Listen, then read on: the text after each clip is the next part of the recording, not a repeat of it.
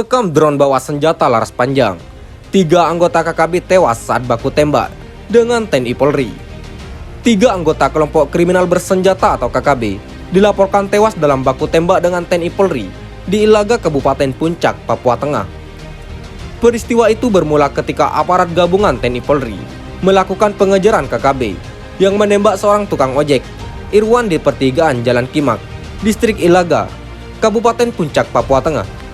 Komandan Korem 173 Praja Vira Braja, Brigjen Sri Widodo, mengatakan aparat memantau KKB menggunakan drone. Dari pemantauan tersebut, diketahui ada anggota KKB yang membawa senjata api laras panjang. Kami lakukan pengamatan dan mengetahui adanya pergerakan KKB yang terlihat membawa 2 pucuk senjata api laras panjang, ujar Widodo. Tim gabungan segera melakukan pengejaran setelah keberadaan KKB dipastikan.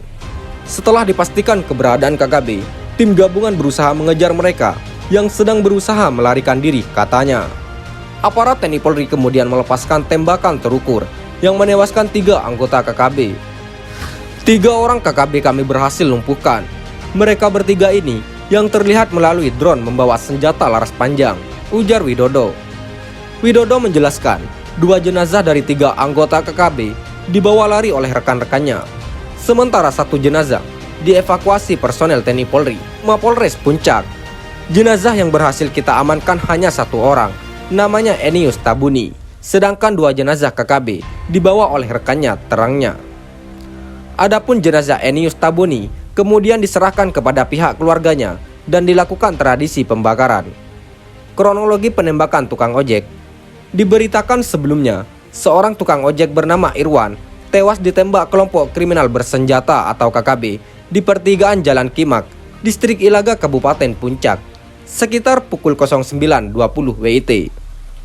Kabid Humas Polda Papua, Kombes Pol Ignatius Beni Adi Prabowo, menyebut pelaku diduga kuat merupakan KKB yang menyamar menjadi penumpang.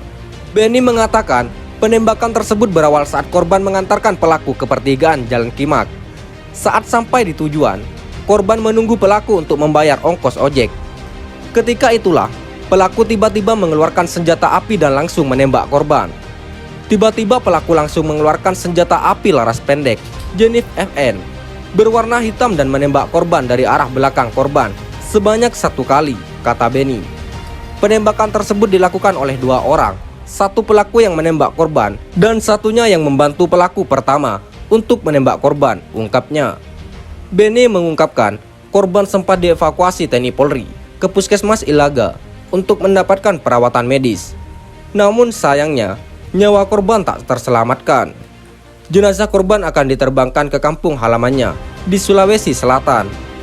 Jenazah akan diberangkatkan besok ke kampung halamannya di Jenai, Kabupaten Sopeng, Provinsi Sulawesi Selatan, untuk dimakamkan, ujarnya.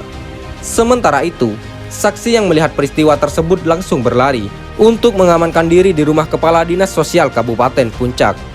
Dikatakan, saat ini Polres Puncak mengencarkan patroli di sekitar kota Ilaga dan masih mendalami kasus penembakan tersebut.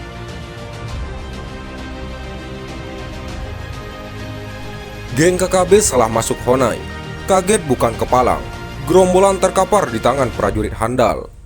Setelah menjalani pelatihan militer dan bela diri ala KKB selama berbulan-bulan, 3 pemuda KKB terdeteksi mulai turun gunung.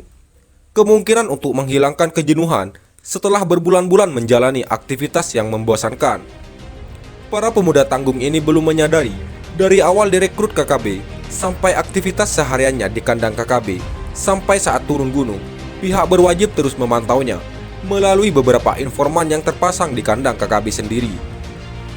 Mendapat informasi akurat, beberapa personel aparat TNI Polri mulai diterjunkan. Terlihat 3 KKB memasuki pasar di salah satu distrik di Papua. Perbedaan mencolok dari gaya ketiga pemuda yang telah digembleng KKB ini memudahkan pihak aparat membedakan dengan warga lainnya.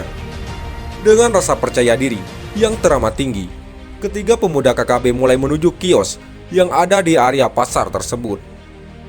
2 aparat terlihat mulai mengekor langkah 3 pemuda KKB dari kejauhan, memastikan apa yang akan dilakukan ketiga pemuda tersebut. Para pemuda pengangguran ini selanjutnya mengeluarkan kartu tanda anggota salah satu organisasi militer separatis, dan menunjukkannya pada pemilik kios. Rupanya hal ini dilakukan anggota KKB baru ini untuk meminta uang dan rokok. Sebelum memperoleh apa yang diminta, sekonyong-konyong 2 prajurit TNI yang juga adalah orang asli Papua sudah berdiri di sampingnya. Seperti tak peduli dengan kehadiran 2 prajurit ini, ketiga pemuda terus memaksa meminta uang dan rokok pada pemilik kios.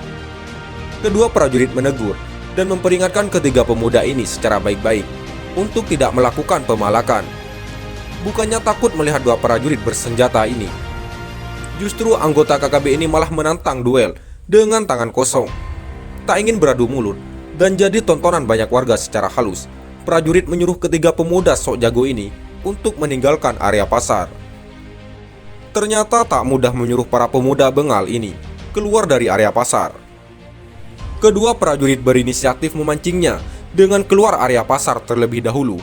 Benar saja, para pemuda minim pengalaman ini mengikuti kedua prajurit melangkah saat berada di tempat yang sepi.